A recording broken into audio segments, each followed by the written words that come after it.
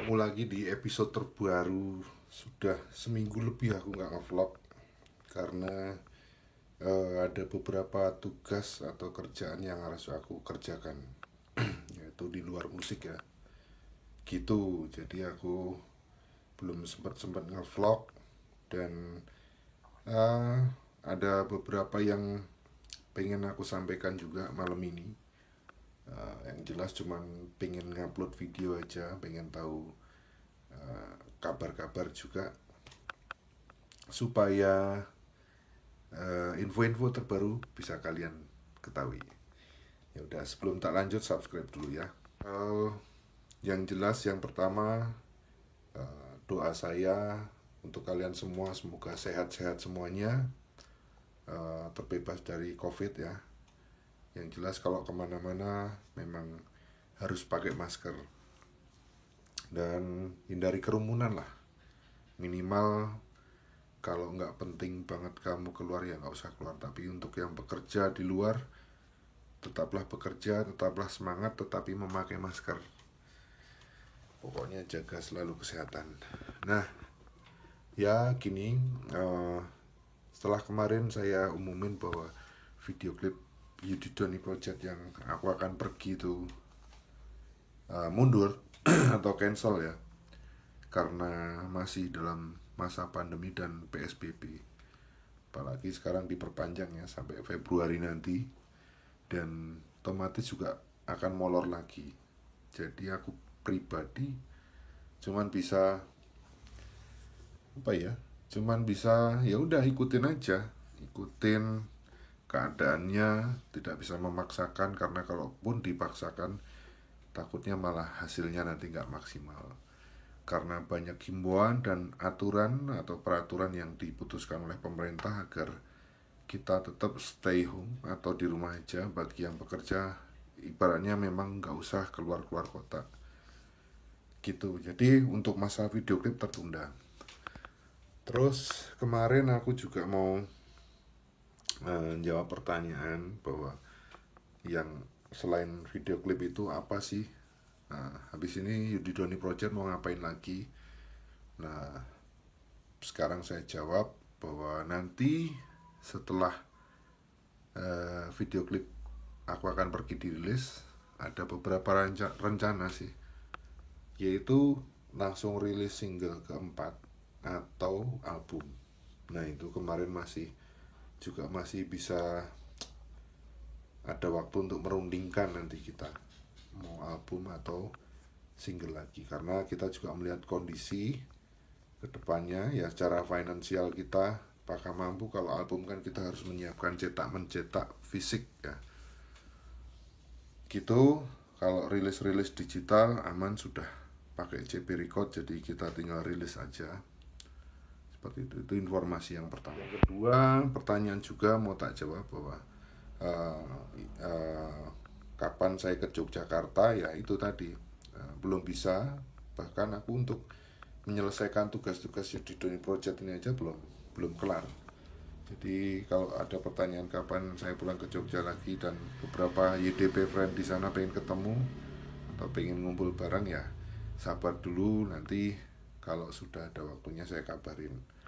Yang jelas ya ini aturan dulu. Informasi yang ketiga, aku di rumah juga nggak stuck diem, dalam arti di permusikan itu karena materi Yudhidoni Project sudah beres semua, tinggal rekaman. Dan detik ini proses rekamannya sudah sampai bass, yang ngisi Mas Erwin dan beberapa teman-teman Jogja ada yang pengen ngisi.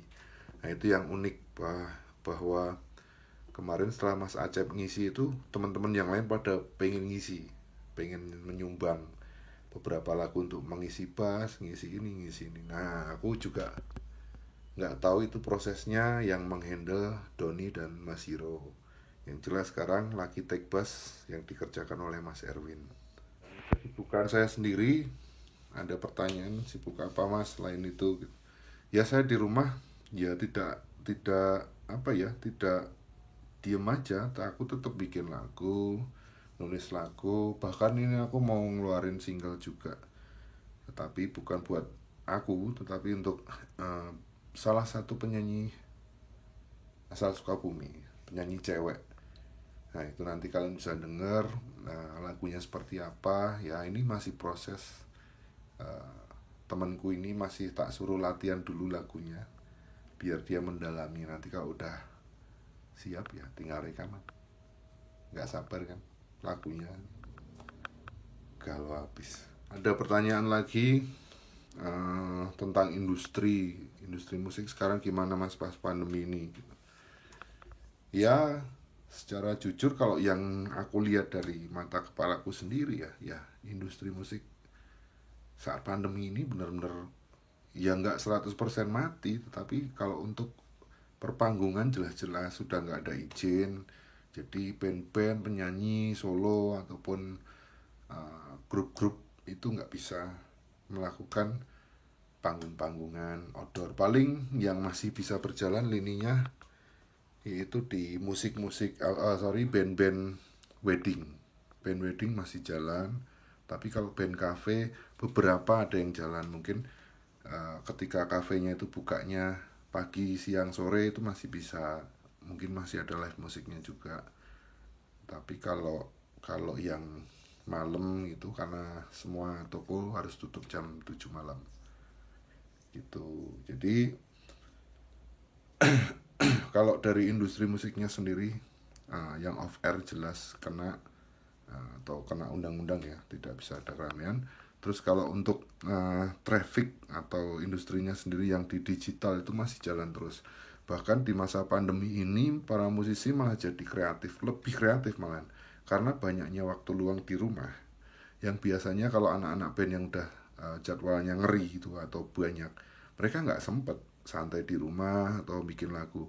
Yang ada bikin lagu itu ketika mereka tour di hotel atau dalam perjalanan. Nah seperti itu yang aku rasakan dulu dan ternyata memang sekarang seperti itu juga. Industrinya masih jalan, band-band atau musisi pada rilis-rilis. Lihat aja banyak kan yang mengeluarkan single dari tahun ini ya, 2020 kemarin sampai 2021 awal ini aja udah banyak yang rilis single.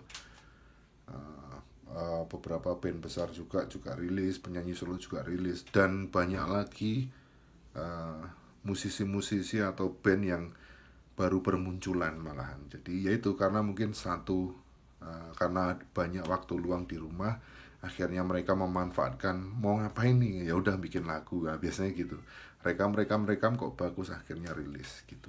Dan harapan saya semoga ya pandemi ini segera berakhir dan kita benar-benar harus sabar, ngerem diri, ngerem nafsu dan ego supaya biar ini cepat beres gitu.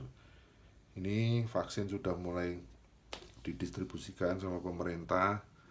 Ya nanti kalian ya juga punya hak mau vaksin atau enggak itu terserah, tapi yang penting jangan bikin gaduh. Karena belum aja divaksin sudah pada gaduh, itu yang aku lihat di media sosial ya. Gitu. Jadi itu nanti sudah ada porsinya sendiri dari dokter nakes yang akan mengedukasi sejauh mana vaksin itu. Jadi nggak usah negative thinking dulu menurutku, karena ini adalah harapan baru. Menanamkan harapan baru nggak masalah daripada tidak sama sekali. Yang jelas kita sama-sama menahan diri untuk biar semuanya ini cepat selesai. Dan yang miris juga yang saya informasikan, COVID ini udah masuk ke ring pertemananku. Ada beberapa teman yang di Jakarta, di Jogja itu pada kena.